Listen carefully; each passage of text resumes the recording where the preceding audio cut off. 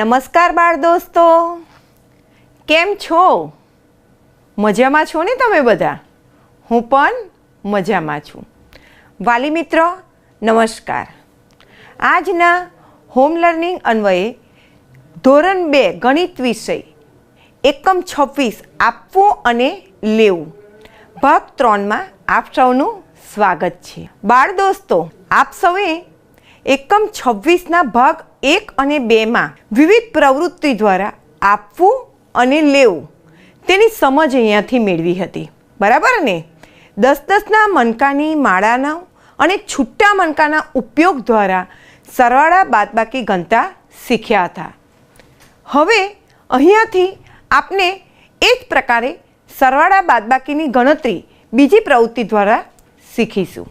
સૌ પ્રથમ તો આજે હું તમને 10ની નોટ, 10 રૂપિયાની નોટ અને સિક્કાનો ઉપયોગ આપણે રોજિંદા વ્યવહારમાં કેવી રીતે કરીએ છીએ તેનો સમજ આપીશ. તમે બધા 10 રૂપિયાની નોટ, રૂપિયાનો સિક્કો લઈને દુકાને લેવા જાઓ છો ને? તમારા માટે બિસ્કિટ લેવા જતા હશો, ચોકલેટ લેવા જતા હશો, બરાબર ને?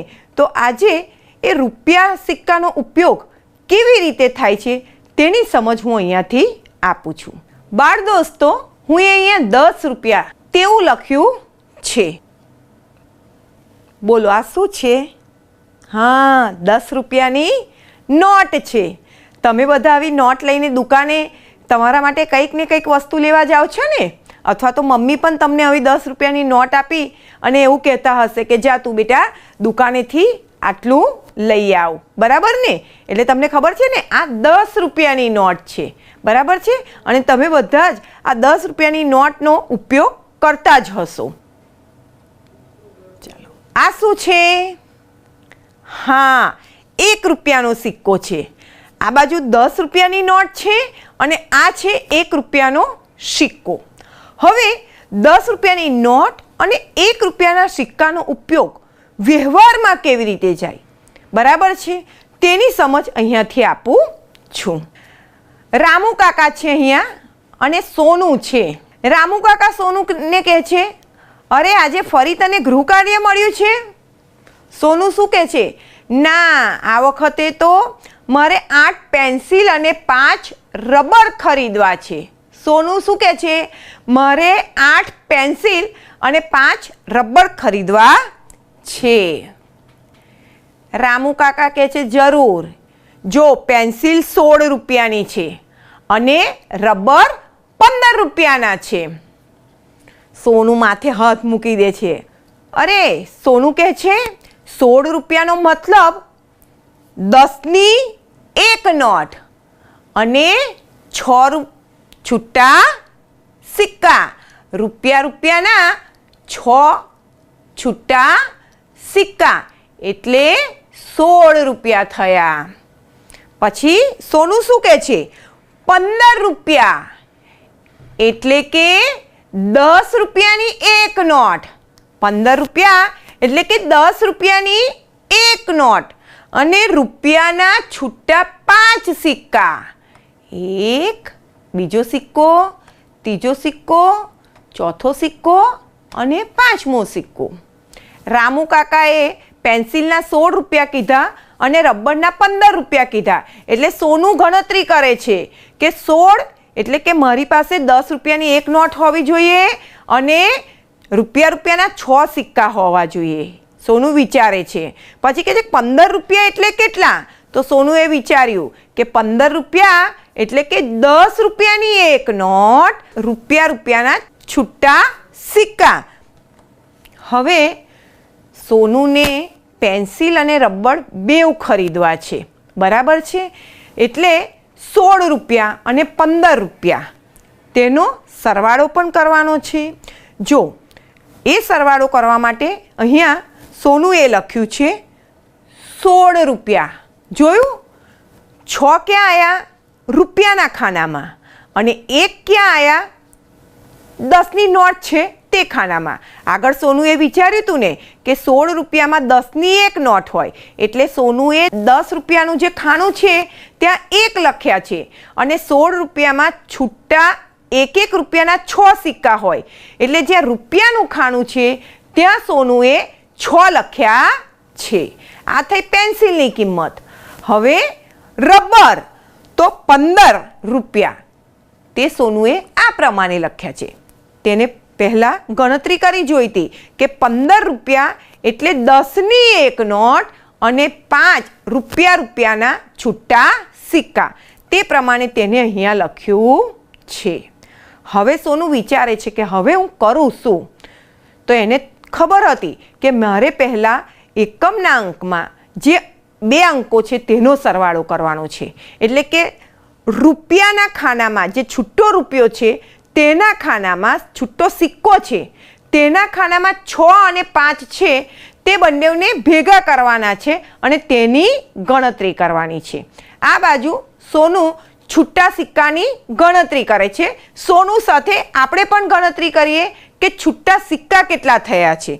1 2 3 4 5 6 7 8 9 10 અને 11. છૂટા સિક્કા કેટલા થયા છે?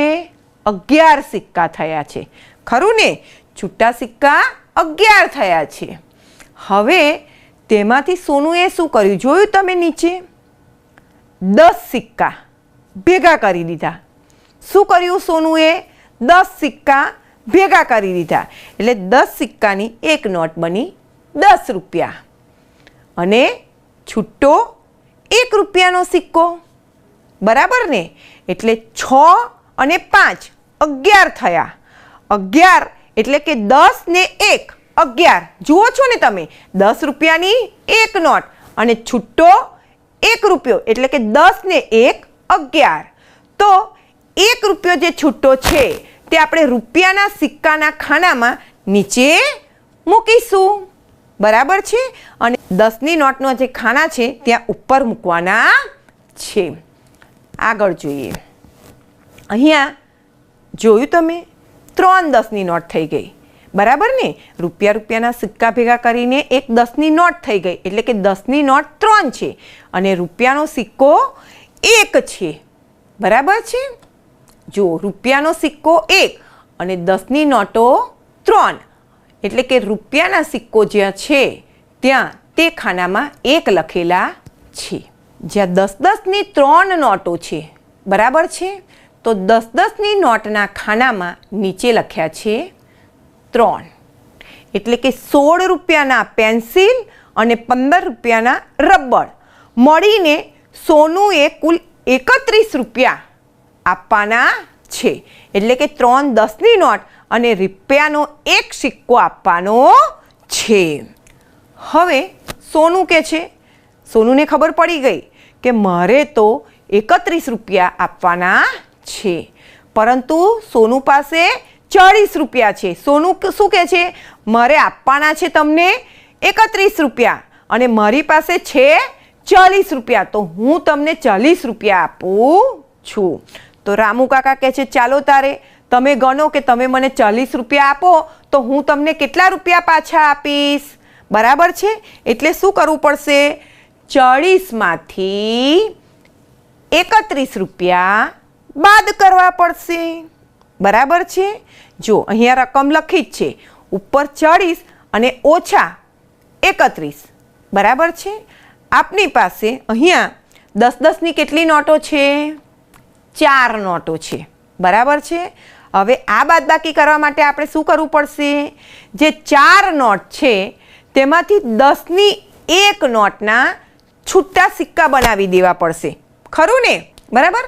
બનાવી દીધા સિક્કા છૂટા એટલે રહી 10-10ની 3 જ નોટ. કેટલી રહી? 3 જ નોટ. અને જે 10ની નોટના સિક્કા છૂટા બનાવેલા તે સિક્કાના ખાનામાં આપણે અહીંયા ઉપર 10 લઈ લઈશું. બરાબર છે? હવે 10માંથી 1 બાદ કરીએ તો 9 અને પેલી બાજુ આપણી પાસે 10ની 3 નોટ રહી છે. 4માંથી 10ની 1 નોટ કાઢી નાખી એટલે 10ની 3 નોટ રહી છે, એટલે એ 3 નોટને ઉપર લખીશું. થઈ ગઈ. આ સમજ દ્વારા આપણે બાદબાકીના દાખલા પર આવી ગયા કે 10માંથી 1 બાદ કરીશું એટલે રહેશે, ગણો જો, તમને બધાને ખબર છે ને, 10માંથી 1 બાદ કરવાના છે, 10માંથી 1 રૂપિયો કાઢી નાખવાનો છે એટલે કે કેટલા આવે 9, અને 3માંથી 3 બાદ કરીએ તો કેટલા રહે 0. તો અહીંયા સોનુને ખબર પડી ગઈ કે મારે 40 રૂપિયા આપી અને રામુ કાકા પાસેથી 9 રૂપિયા પાછા લેવાના છે. તમે પણ ક્યારેક દુકાને જતા હશો અને આ રીતના રોજે રોજ વ્યવહાર તો કરતા જ હશો, તમને ખબર જ છે અને તમને આવડે પણ છે. પણ અહીંયા હવે આપણે દાખલાના સ્વરૂપે આની ગણતરી કરવાની છે. તો જોઈએ, તમારી સ્વઅધ્યયન પોથીના પાના નંબર 85 પરની પ્રવૃત્તિ આપણે આગળ કરીશું. બાળ દોસ્તો, અહીંયા સ્વઅધ્યયન પોથી તમારી છે, તેમાં આ જ પ્રકારના દાખલા આપેલા છે. તમારે પહેલાં અહીંયાથી ગણતરી કેવી રીતે થાય છે તેની સમજ મેળવી લેવાની છે અને ત્યાર પછી તે દાખલા સ્વપ્રયત્ને કરવાના છે. જોઈએ, પહેલું છે, શેખર પાસે 32 રૂપિયા છે. કેટલા રૂપિયા છે? શેખર પાસે 32 રૂપિયા છે. તેને 17 રૂપિયાનો દડો ખરીદ્યો. તેની પાસે કેટલા રૂપિયા બાકી વધે? જુઓ, શેખર પાસે 32 રૂપિયા હતા અને 17 રૂપિયાનો ખર્ચ કર્યો, 17 રૂપિયાનો દડો ખરીદી લીધો. તો હવે તેની પાસે કેટલા રૂપિયા બાકી રહે? તો શું કરીશું? બાદબાકીની સમજ તો તમે અહીંયા મેળવી જ છે. જોઈએ, અહીંયા છે 2 અને અહીંયા છે 7. આ છૂટા સિક્કા છે. 32માં આપણને ખબર પડી કે 32 છે તો 3 10ની નોટ અને 2 રૂપિયાના છૂટા સિક્કા. 17 રૂપિયા અહીંયા લખ્યા છે તો 17 રૂપિયામાં 1 10ની નોટ અને 1 રૂપિયાના છૂટા 7 સિક્કા. હવે અહીંયા 2 સિક્કામાંથી 7 સિક્કા બાદ કરવાના છે, ઓછા કરવાના છે. તો વિચારો, 2માંથી 7 બાદ થાય, ઓછા થાય. એનું એક સાદું અને સરળ ઉદાહરણ કહું કે સોનુ પાસે 2 જ પેન્સિલ હોય અને મીનુ એને કહે કે તું મને 7 પેન્સિલ આપ, તો સોનુ આપી શકે? ન આપી શકે, બરાબર ને? તો એ જ વાત અહીંયા છે કે 2માંથી 7 નહીં અપાય, નહીં બાદ થાય. તો શું કરીશું? તો જે 10ની નોટો છે ને, તે 10ની નોટમાંથી 1 10ની નોટના છૂટા સિક્કા કરી દઈશું 10, અને 10ની નોટમાંથી 1 10ની નોટ એટલે કે લઈ લઈએ છીએ અને એ 10ની નોટ જે લીધી છે તેના છૂટા સિક્કા અહીંયા મૂકીએ છીએ. બરાબર છે? હવે આ 10 ને આ 2. હવે આ 10 અને આ છે 2 એટલે કે 12. તો અહીંયા તમે 2 ચેકીને 12 પણ લખી શકો છો. બરાબર છે? તો 12માંથી 7 તમારે બાદ કરવાના છે. 12માંથી 7ને કાઢી નાખવાના છે. તો અહીંયા 12 ટપકા કરી દો. 1 2 3 4 5 6 7 8 9 10 11 12. કેટલા બાદ કરવાના છે? 7 રૂપિયા. તો અહીંયા 7 રૂપિયા બાદ કરવા કાપી લઈએ. 1 2 3 4 5 6 7. હવે રહ્યા કેટલા? 1 2 3 4 5. અહીંયા રહેશે 5 એટલે કે 5 છૂટા સિક્કા વધ્યા. અહીંયા 10ની નોટ આપણી પાસે કેટલી હતી? 2. 2માંથી 1 10ની નોટ ઓછી કરવાની છે, બાદ કરવાની છે. તો 2માંથી 1ને લઈ લઈએ તો અહીંયા કેટલા રહેશે? 1. સમજ્યા? 15 રૂપિયા. 32 રૂપિયા શેખર પાસે હતા, 17 રૂપિયાનો દડો ખરીદ્યો તો શેખર પાસે 15 રૂપિયા બાકી રહ્યા. 15 રૂપિયા એટલે કે શેખર પાસે 10ની 1 નોટ છે અને રૂપિયાના 5 સિક્કા છૂટા છે. એમ કરીને કે શેખર પાસે 15 રૂપિયા વધ્યા છે. બાળ દોસ્તો, બીજી એક રકમ છે આપણી પાસે સોનુએ 24 રૂપિયાના બિસ્કિટ અને 16 રૂપિયાનું વેફરનું પેકેટ ખરીદ્યું. બરાબર. સોનુએ ફરી એકવાર 24 રૂપિયાના બિસ્કિટ અને 16 રૂપિયાનું વેફરનું પેકેટ ખરીદ્યું. તેને કેટલા રૂપિયા ચૂકવવા પડશે? બરાબર છે. જો 24 રૂપિયા એટલે કે સોનુએ 10-10ની 2 નોટ અને 4 છૂટા સિક્કાનો ઉપયોગ કર્યો. અહીંયા 16 રૂપિયાની વેફર એટલે કે 10ની 1 નોટ ને 6 રૂપિયાના છૂટા સિક્કા. હવે સોનુએ કુલ કેટલા રૂપિયા આપ્યા તેની ગણતરી કરવાની છે. જોઈએ 4 અને 6 જે છૂટા સિક્કા છે તેને પહેલા ગણી લઈએ. તો પહેલા 4 ટપકા કરીએ. 1 2 3 4. પછી 6 ટપકા કરીએ. 1 2 3 4 5 6.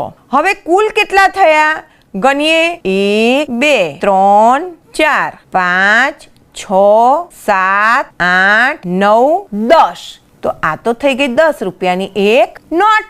બરાબર ને. તો અહીંયા મૂકવાનું 0 અને 8-10 રૂપિયાની એક નોટને આપણે યાદ રહે એટલે અહીંયા લખી દઈશું 1. હવે આ 1 2 અને 1 આ ચારેય અંકનો સરવાળો કરી દઈએ. ચારેય અંકને એકબીજામાં ઉમેરી દઈએ. તો 1 2 3 3 ને 1 4. અહીંયા આવશે 4. એટલે કે સોનુએ 24 રૂપિયાના બિસ્કિટ અને 16 રૂપિયાનું વેફરનું પેકેટ ખરીદ્યું. તેના મળીને કુલ 40 રૂપિયા આપ્યા.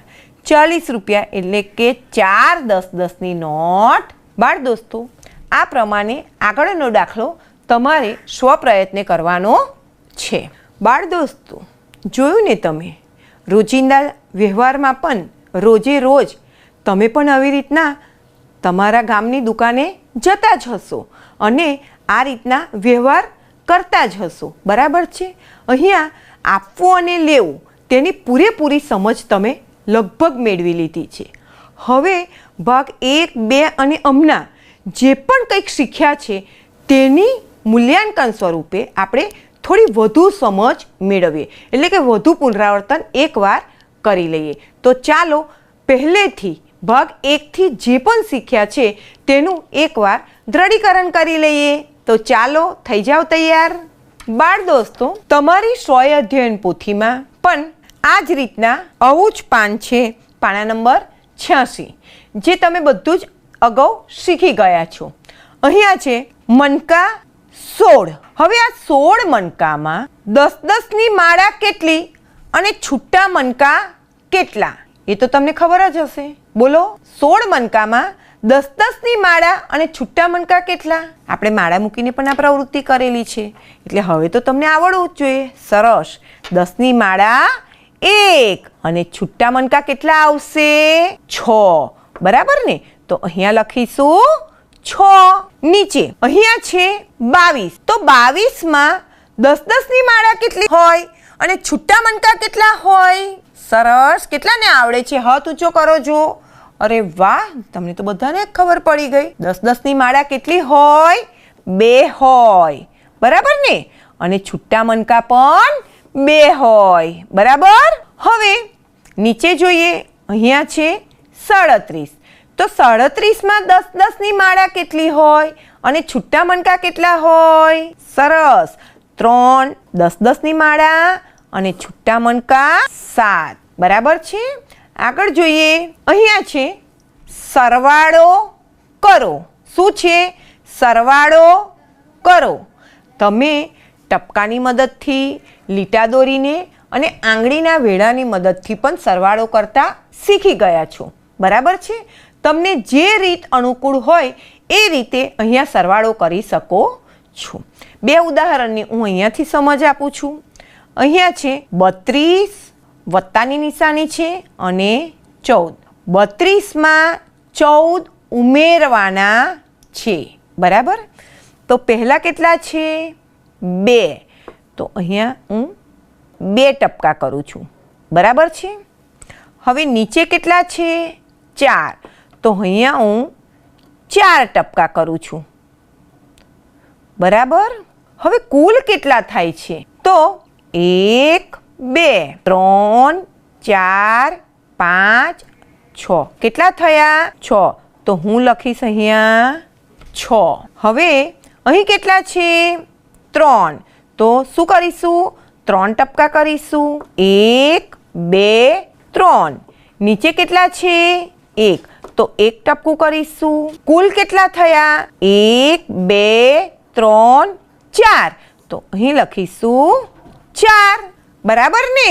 હા, બાજુનો દાખલો એવો જ છે.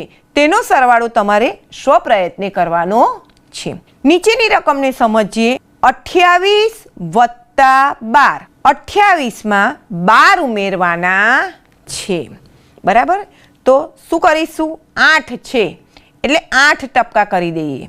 જુઓ, હું 8 છે એટલે 8 ટપકા કરું છું અહીંયા. 1 2 3 4 5 6 7 8. બીજા કેટલા છે એની નીચે? 2. 1 2. હવે આ 8 અને 2 કુલ કેટલા થાય છે તે ગણવું છે, એટલે કે એક સાથે ગણવાના છે. 1 2 3 4 5 6 7 8 9 10. કેટલા થયા? 10 થયા, બરાબર ને? જો 10 થાય તો મારાથી એકમનો ખાનું છે, બરાબર છે. અહીંયા એકમનું સ્થાન છે તો 10 લખાય? ન લખાય. તો મારે આ 10 હોય તો પહેલાં આપણે અહીંયા સમજીએ કે 10માં આ શૂન્ય છે ને તેનું સ્થાન એકમનું છે, એટલે અહીંયા લખીશું 0. અને આ 1 એ દશકના સ્થાન ધરાવે છે, એટલે અહીંયા લખીશું દશકના સ્થાને 1. હવે સરવાળો કરીએ તો 1માં 2 ઉમેરો, તો 1માં 2 ઉમેરીએ તો 3 થાય, અને 3માં 1 ઉમેરીએ તો અહીંયા થાય 4, એટલે કે 40 જવાબ આવે છે. બાળ દોસ્તો, બાજુના એક દાખલાની સમજ મેળવીએ. અહીંયા છે 30 વત્તા 16. સમજો, 0 છે અને 6 છે, બરાબર છે. તમને બધાને ખબર છે કે શૂન્યની કિંમત હોય ના કે શૂન્યનું ટપકું પણ થાય ના. તો અહીંયા તો આપણે શું મૂકી દઈશું ભાઈ? 6 ના 6. તમને તો યાદ રહ્યું છે હા બધું? સરસ સરસ. અહીંયા કેટલા છે? 3. 3માં કેટલા ઉમેરવાના છે? 4. આંગળીના વેઢે પણ સરળતાથી ગણી શકાશે કે 3માં 1 ઉમેરીએ તો અહીંયા આવશે 4, એટલે કે 30માં 16 ઉમેરીએ તો કેટલા થાય છે? 46 થાય છે. બાદબાકી કરો. તમે બધા શીખ્યા જ છો. અહીંયા ખાલી આપણે એકવાર આ બધું જ ફરી યાદ કરી લઈએ છીએ, એટલે કે બધું એકવાર થોડું પુનરાવર્તન સ્વરૂપે મહાવરો કરી લઈએ છીએ. 28 ઓછા 15. 28માંથી 15 બાદ કરવાના છે, ઓછા કરવાના છે. તમે એ બધી સમજથી પણ પરિચિત છો. 8માંથી 5ને ઓછા કરવાના છે, કાઢી નાખવાના છે. તો શું કરીશું? પહેલાં 8 ટપકા કરીએ. 1 2 3 4 5 6 7 8. તેમાંથી 5ને કાપી નાખીએ. 1 2 3 4 5. તો કેટલા રહ્યા?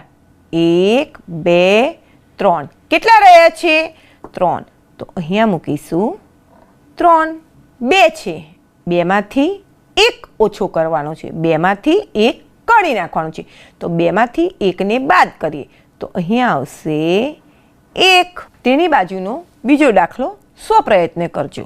હવે બીજું એક ઉદાહરણ છે કે 41 ઓછા 24. જુઓ, ફરી એકવાર એકમના અંકમાંથી જ એકમનો અંક બાદ થાય. 1માંથી 4ને ઓછા કરવાના છે. તમને બધાને નાની મોટી સંખ્યા, ઓછી વધારે સંખ્યાનો ખ્યાલ છે. 1માંથી 4 બાદ થઈ શકે નહીં, બરાબર છે.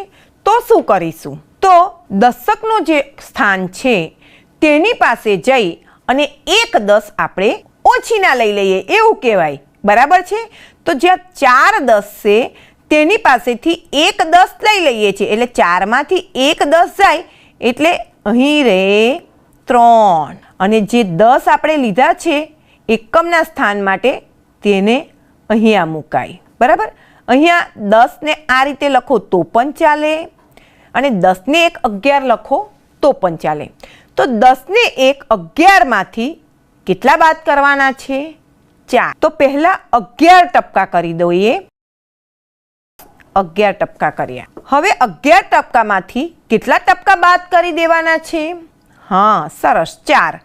1 2 3 4. બરાબર. રહ્યા કેટલા આપણી પાસે? તો ગણીએ. 1 2 3 4 5 6 7. અહીંયા રહેશે 7. હવે અહીંયા છે 3. 3માંથી 2 ને બાદ કરવાના છે. તો 3માંથી 2 ઓછા કરો. કેટલા રહે છે? શાબાશ, 1 રહે છે. કેટલા રહે છે? 1 રહે છે. બરાબર. એની બાજુનો દાખલો પણ તમારે આ જ પ્રમાણે ગણતરી કરવાનો છે. આગળ જોઈએ. અહીંયા રવિ પાસે 26 પતંગ હતા. ઉમંગને તેને 14 પતંગ આપ્યા. તો કુલ કેટલા પતંગ થાય? 26 વત્તા 14. આ 26 પતંગ અને 14 પતંગ તેનો સરવાળો કરવાનો છે. 6 છે તો કેટલા ટપકા કરીશું? 6. 6. અહીંયા કેટલા છે? 4. તો 4 ટપકા કરીએ. 4. કેટલા થયા આપની પાસે? અને 10. તમને શીખવાડ્યું એ પ્રમાણે 10માં શૂન્ય એકમના સ્થાને છે એટલે શૂન્યને અહીં મૂકીશું અને 1ને અહીંયા ઉપર મૂકીશું.